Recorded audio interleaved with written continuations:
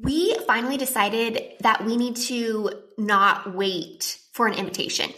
I think that when you are new somewhere, it's easy to assume people are going to come and introduce themselves. So we were kind of waiting for that. Oh, you're new here, come have dinner. You're new to the neighborhood. What an arbitrary rule that we have to wait until someone invites us over just because we're new.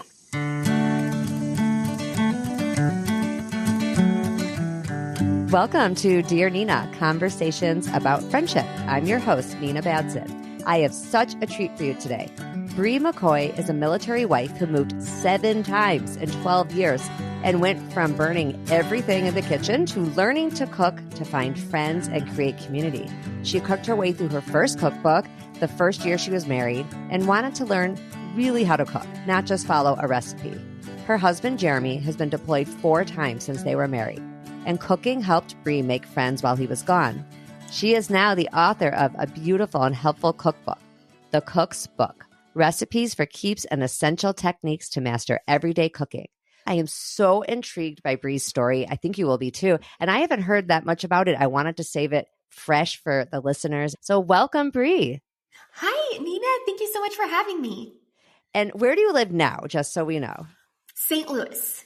Okay, my husband and I met in St. Louis. We have that connection. I went to WashU in St. Louis, and he was in grad school there. So when I was a senior, he was in grad school, 4 years older.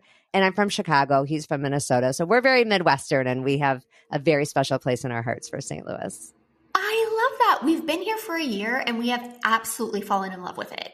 I want to go all the way back. So you get married. When you married Jeremy, did you know that was going to be part of the deal? Oh, yes. I mean, it was actually very much almost a deal breaker because I had grown up in Colorado Springs my whole life. I had traveled and lived in different places for small periods of time, but none of this getting up every few years and relearning a whole new city. And so we actually almost didn't get married because that was a really big deal to me. It took a lot for me to get over that hurdle of, I really love this man and this is just part of his life. I understand that because I grew up and went to the same school system, K through 12. My mom still lives in the house where I grew up, where my father grew up. His parents built that house. And now I've been in Minnesota for the past 23 years. So I really, except for that brief time in St. Louis, I've lived such a different life than you have. So that's why when I heard about your story, I was like, we have to talk because I think people who live like I live have sort of, maybe not everyone, but I sometimes have a fantasy of like, oh, what would that be like to have the chance to, okay, you know what? I don't like how I did things in this town. I'm going to do it a little differently. That's so funny because I will fantasize about what is it like to have the same neighbor, to watch your kids grow up together, to like see a city change.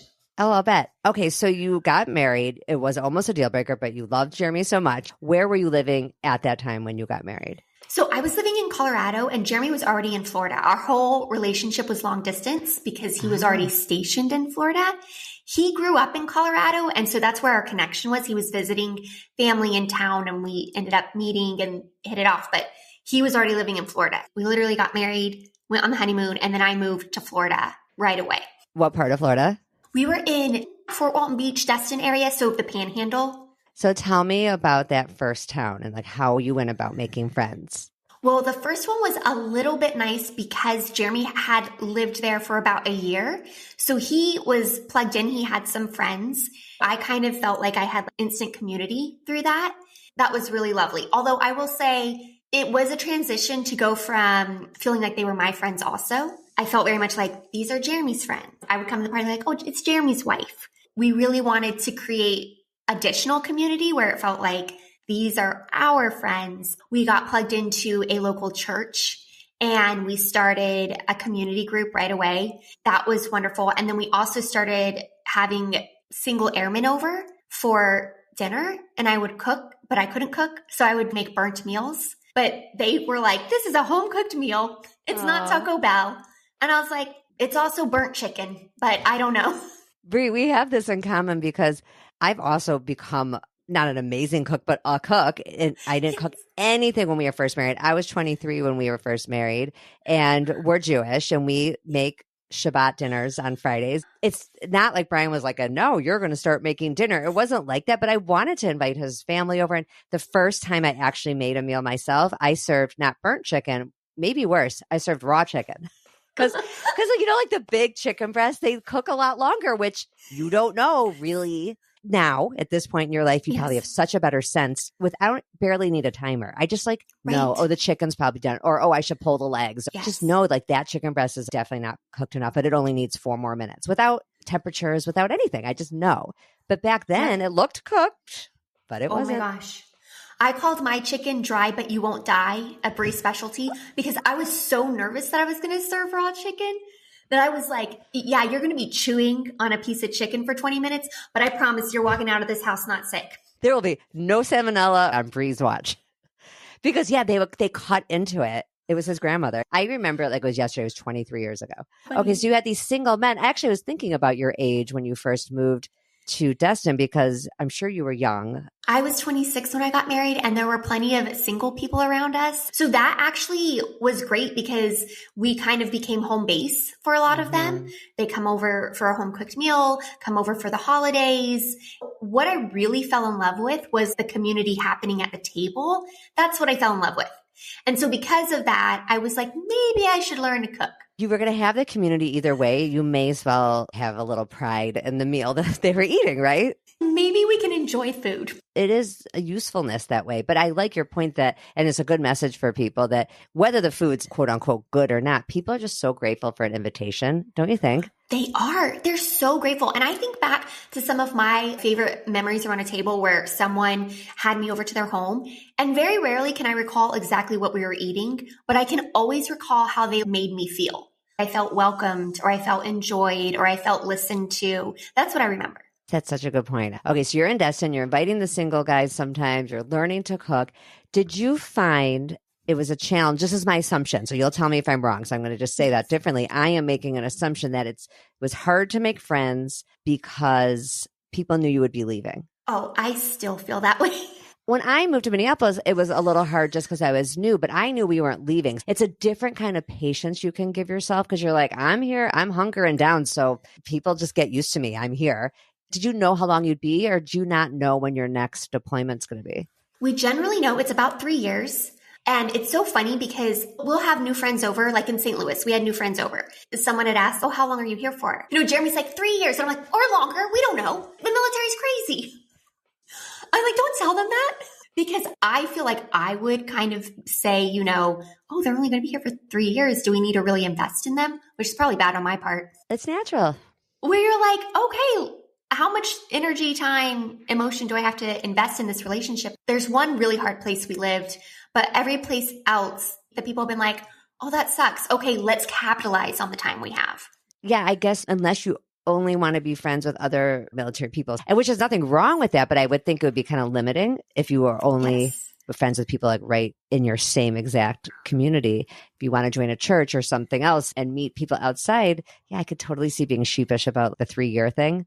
Especially then another year goes by and another year, and now you meet someone new and now it's only 1 year. Exactly. Florida was the only place we lived where we were as close to military community as we were, because there were those single airmen coming over. We were closer to the base and it was just understood. We're all going to leave. But everywhere else that we went, especially when we lived in California, I remember that community of friends who had all lived there for a decade, and we kind of squirreled our way in.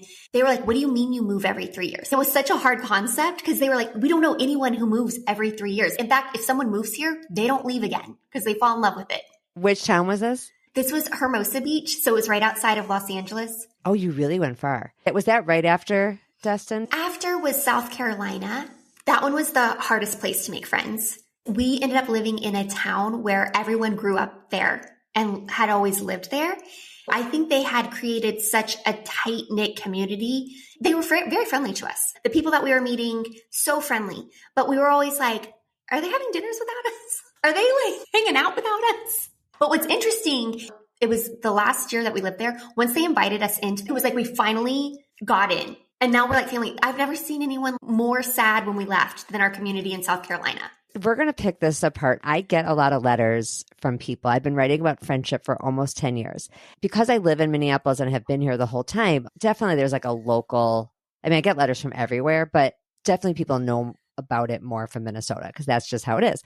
And Minneapolis is known as, there's a thing called Minnesota Nice. And Oh, it's yes. exactly what you're describing. I actually defend Minnesota a lot because what you're describing, I want to be like, see, it's not just here. I think some places are easier than others, but Minneapolis isn't some especially worse place. What you just described is exactly the same thing where a lot of people are from here or they come back here, they marry each other or whatever. So they've been here. And in fairness, people only have so much time in their lives. So even though I was once new here, now I've been here 23 years. Do I have a ton of free time for every new person? I don't.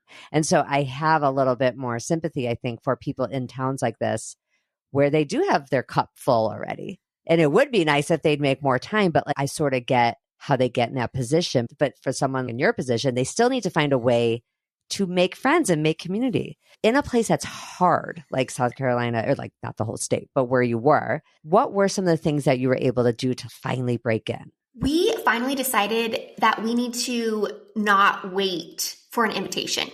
I think that when you are new somewhere, it's easy to assume people are going to come and introduce themselves. So we were kind of waiting for that. Oh, you're new here. Come have dinner. You're new to the neighborhood. What an arbitrary rule that we have to wait until someone invites us over just because we're new. And so that was the biggest lesson we learned in South Carolina was we can go first. You know what?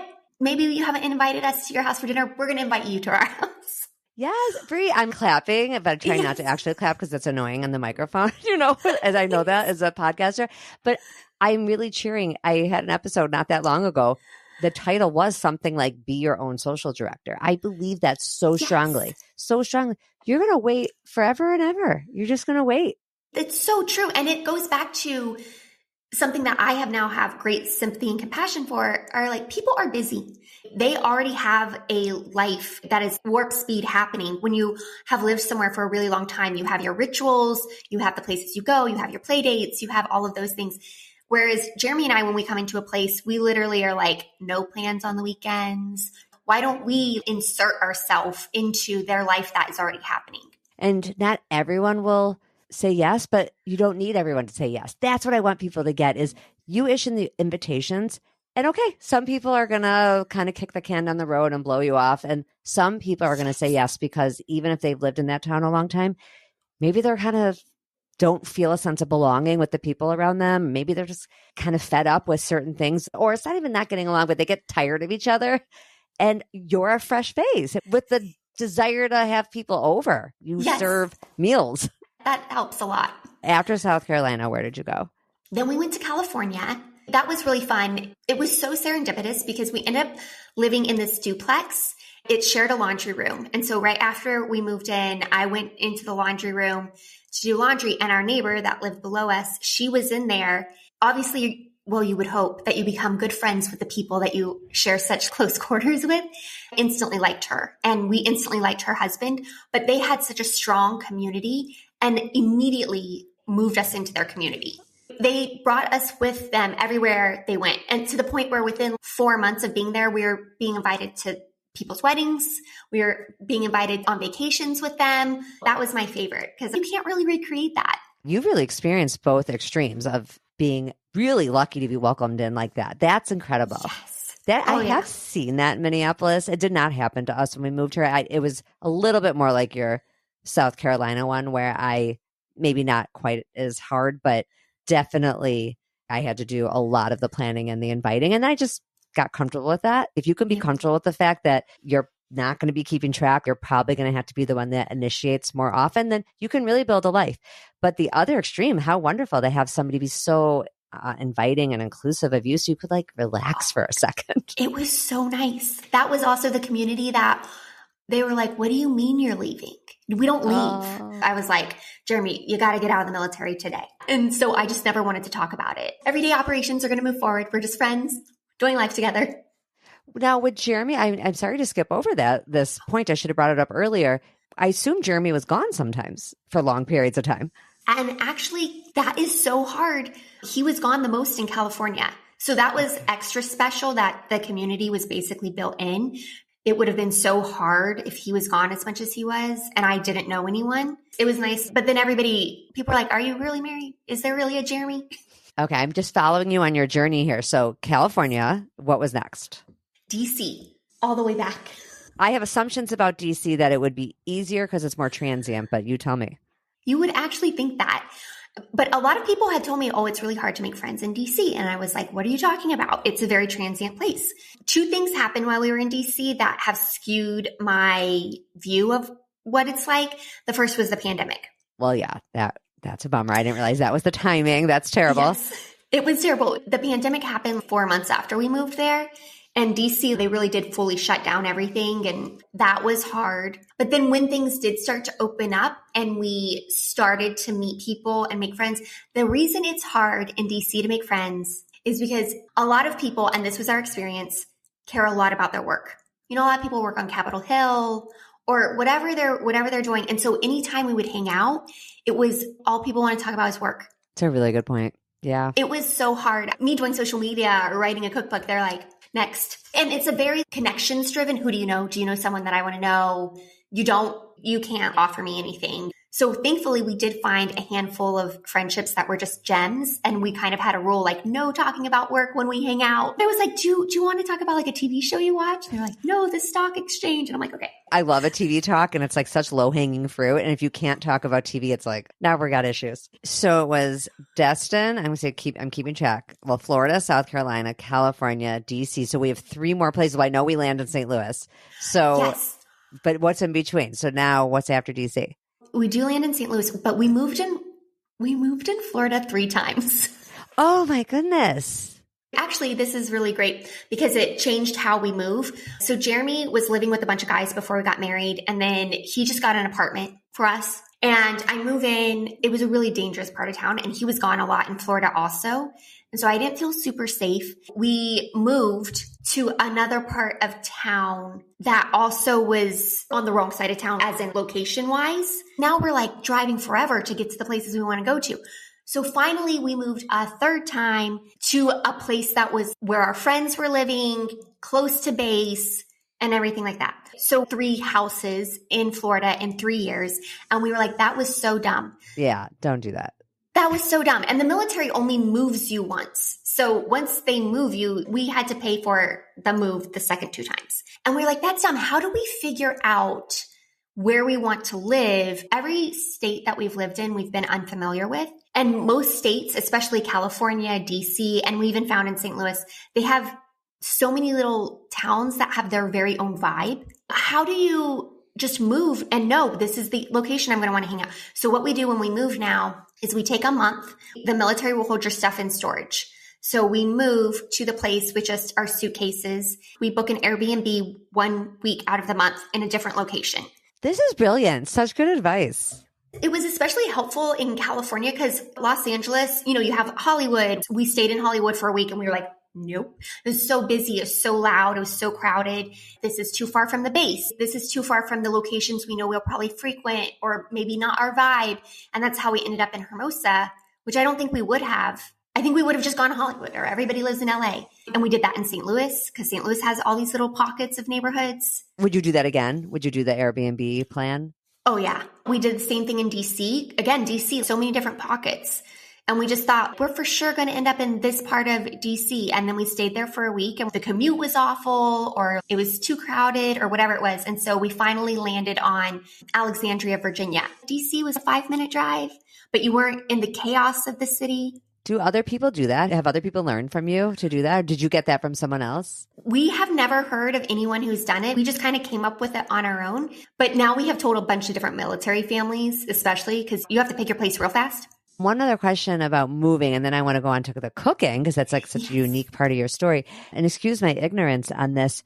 Does Jeremy, is he ever presented with options like, okay, it's time for the next place. You have these 2 choices, or is it, this is where you're going? Oh, this is a great question. So basically what happens is when it's time for him to be restationed, maybe a year out, he logs into a system that's based on your rank, based on your job, and based on where you've been and kind of where you're going in your career. Here are all of the places you could be stationed.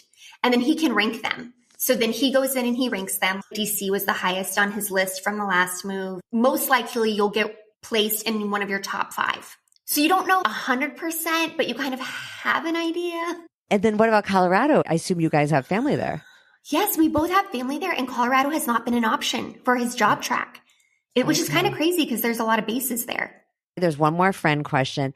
You have an online presence, a big online presence. And so how did that get started? And has that helped fill in the holes a little bit? Yes, that will bring us to St. Louis. I started my food blog when I was learning to cook. I was like, I'm going to start a food blog because that's what everyone was doing in 2010. I started my blog in 2010 as well. Yep. It's like you start a blog. I was actually working for a nonprofit full time. I was being connected to other bloggers because the area that I worked in was influencing marketing. So I was actively reaching out to influencers to connect them to the nonprofit.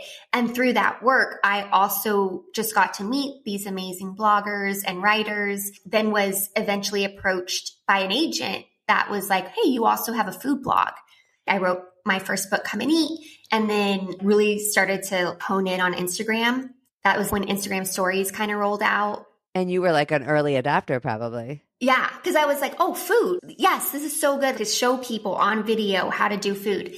The space just kind of grew from there. And then what was nice is when I moved to St. Louis, I always share my journey of where I'm moving to. And I had a handful of people reach out to me and say like, hey, I'd love to meet up for coffee.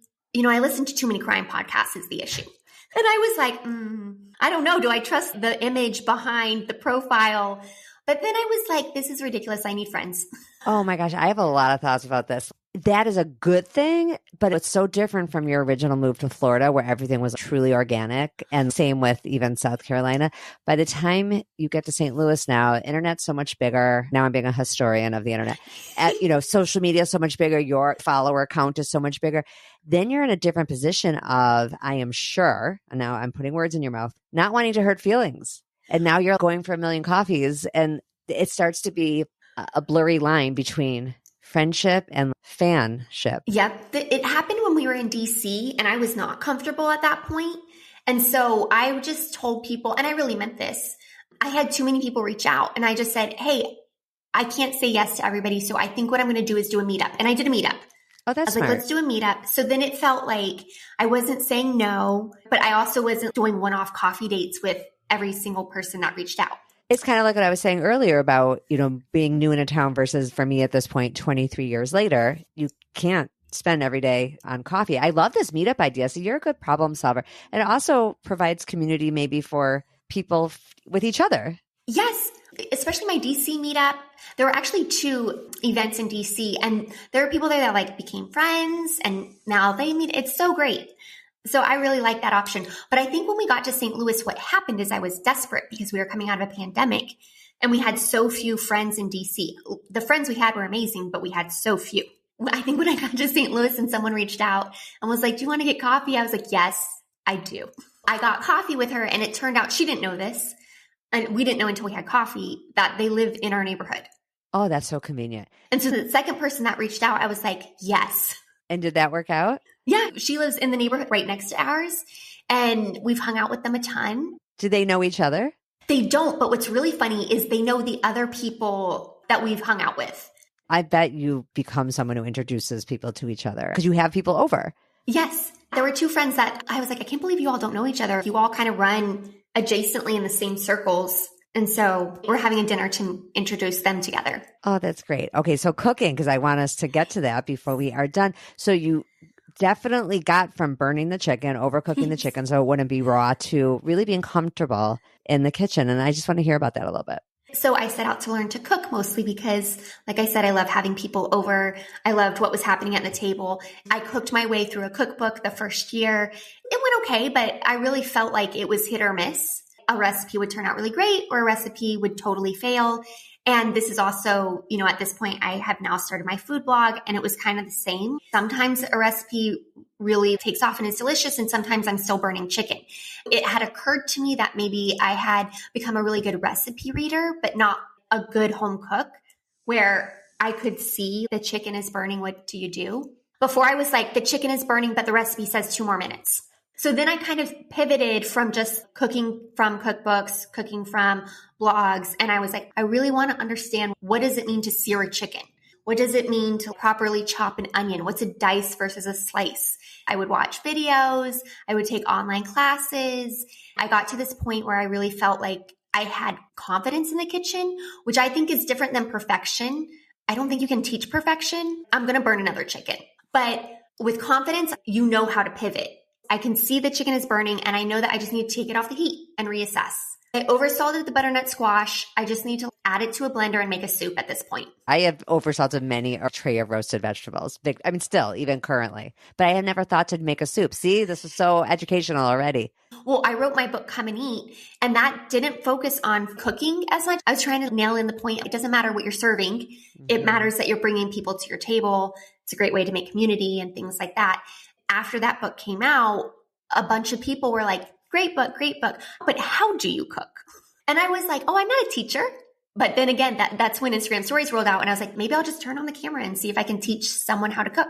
And your book really does do a nice job of that. Encourage people to get it, especially it'd be a great gift because it does explain a lot of things. There is a science to it. Cooking is, I figured it out myself, not probably to the level you have at all, but if cooking's a ladder, I'm on a rung on that where I do have a better sense now of confidence and the art and the science of it. There's both. All right, Bree, I'm going to force myself to wrap us up to ask, what are you working on next? And which I know, by the way, a lot of what you're doing is you just had this book out and you probably hate that question, but you're so full of energy and life. I'm curious, like, what is the next project on your plate? Thank you so much. That's so kind.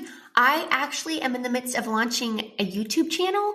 When my first book came out, I was like, Instagram stories. And this cookbook came out and I'm like, food is so visual. There was an idea of starting a podcast. And I was just like, people need to see it.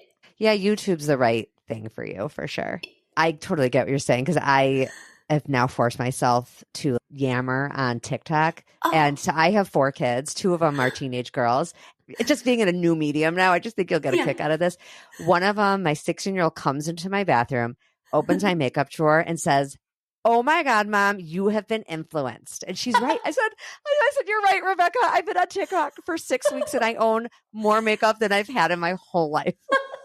Oh, that's so good. You can't just get on a platform and make content if you're going to do it well. You have to learn how a user uses it. So I'm just scrolling and looking at things and I'm like, I could do my eyeshadow that way, or I could. So I'm a monster. I am so influenced. I need to get onto the cooking one. I have been on Makeup Talk. I need that eyeshadow. I need that moisturizer. Yep. Okay, well, Bree, I will have all the ways people can find you in my show notes. And I find that that's the best way to do it. But it's Bree McCoy. Go find her new book. It's The Cook's Book. And I just wish you the best of luck in St. Louis, one of my happy towns. Thank you, Nina. This was fun. Thank you so much for being here. And listeners, I say this every week. I mean it very deeply. When our friendships are going well, we are happier all around. And to just further Bree's point and my point, if you're feeling that loneliness, you make the invitations and don't wait. And that will help. It's still hard, but that will help. Have a great week. Bye.